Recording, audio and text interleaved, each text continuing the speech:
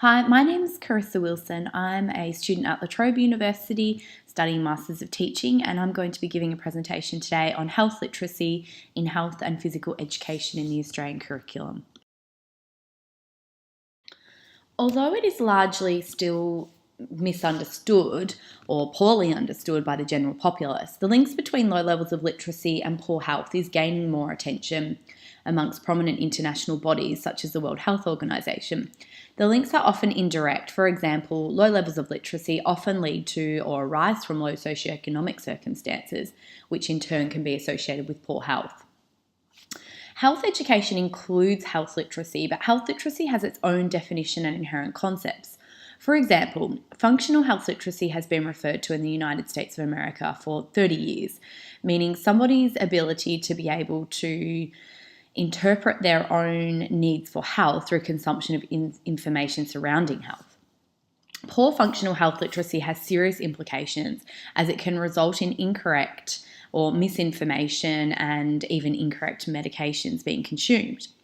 Another concept which is often referred to in health literacy is communicative or interactive literacy, which involves being able to analyse the deeper meanings behind ideas and apply this to different situations, particularly through social interaction. Additionally, critical literacy is even more complex and can be defined as the ability for one to be able to analyse information critically in combination with sound social skills to enable the individuals to have more autonomy over their own lives. The World Health Organization refers to literacy as something that encompasses both the social and intellectual competency of individuals to enable them to obtain, comprehend, and use relevant information in looking after their own health. So this is consistent with both critical and interactive literacy. Now I'm going to talk about health literacy and how it relates to the Australian curriculum. So we should start by looking at first the overarching goals of the health and physical education in the Australian curriculum. So the aim is to help students to take care of their own health as well as the health of others and promote students to continue participating in health and physical education for the duration of their life. The curriculum content also includes a section called Critical Inquiry. And this encourages students to evaluate the various things that influence health and health literacy, such as current social, cultural, and political themes. This links to the notion of both interactive and critical literacy in that it encourages students to do more than just participate in physical education and to question it and think about its relevance to broader society. More specifically, there are two substrands in the curriculum: personal, social, and community health, as well as movement and physical activity. The personal, social, and community health strand has broad aims and incorporates the social, cultural, and political context, as mentioned above, as well as the development of emotional and mental health. Whilst the movement and physical activity strand is more focused on undertaking and practicing movement skills. The two disciplines are designed to be taught in symbiosis. For example, on the Australian Curriculum's website, one example of work samples for Year 3 and 4 physical education is a worksheet whereby students have been asked to detail some movement and exercise examples which are prevalent within the community and how these are beneficial to health and well-being of individuals and communities. This is an example of interactive and critical literacy.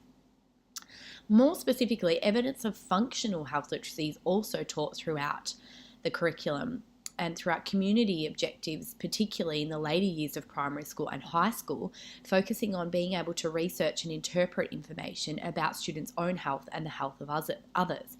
Many activities and elaborations also involve students developing on their general literacy skills while developing health literacy skills. I've talked about what health literacy is and how it's embedded in the Australian curriculum. So now I'm going to talk about the how and why of health literacy. So why should we incorporate health literacy into school-based physical education programs and the potential challenges and limitations? The World Health Organization reports that improving access to and the quality of primary education in particular is going to be a major determinant in raising levels of health around the world. They also impress the point that raising literacy levels across the board will not just lead to a major international development milestone, but it will also contribute significantly to improving public health. health literacy is gaining increasing traction internationally and accordingly is one of the key parts of the Australian curriculum. And schools have been identified as being significant agents for the promotion of health literacy. Both the National Health and Hospital Reforms Commission, Health Preventative Task Force in Australia, recommend that Australia include a number of facets of health literacy in the curriculum. Additionally, scholars and international forums have identified that access to information regarding health and health education is a significant factor in long-term health and well-being. The challenge or limitation, if you like, is put fittingly by the World Health Organization, as they state that health literacy is so much more than just teaching students to be able to read information on health, so that functional literacy, and involves individuals feeling equipped to be able to critically analyse information and possess the necessary skills to be able to look after their own health effectively. Now, the Australian government is actually one of the first to endeavour to incorporate health literacy into a government-based curriculum. And whilst there's no doubt that teaching health literacy is beneficial, the limitations come about the way that this is actually implemented.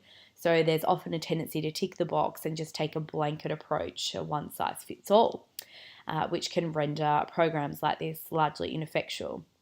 So it's suggested by some scholars, such as Alfrey and Brown, that for the most part, surrounding physical education in Australia has been somewhat simplistic.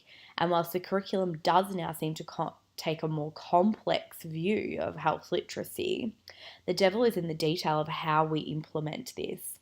So they suggest that we ensure that we don't digress from the curriculum in our teaching and that we tailor our teaching to students' needs and current competencies in health literacy. Other research also indicates that this limitation is not just confined to Australia. For example, Kale and Alfrey, in their 2013 article, which is focused on health literacy in the UK, suggests that teachers often fall short of delivering the complex themes in health education and end up teaching heavy on sport and physical instruction. So they recommend that we ensure that teachers are adequately informed in teaching health literacy through mechanisms such as professional development. Furthermore, limitations in teaching health literacy are often associated with how it is taught, i.e., it's often taught very simplistically as something that can just be achieved. Instead, we must recognise and communicate that health is actually dynamic and definitions of what is healthy will change over time. So we will need to keep reassessing if we are healthy and how we monitor and manage our own health. And in summary, teaching health literacy has many benefits. However, as teachers, we must fully appreciate and understand the complex nature of the topic and teach it not just to tick a box in the curriculum or portray health as a static state that can be reached, but as something that is very dynamic and is very multidimensional. Thank you very much for listening.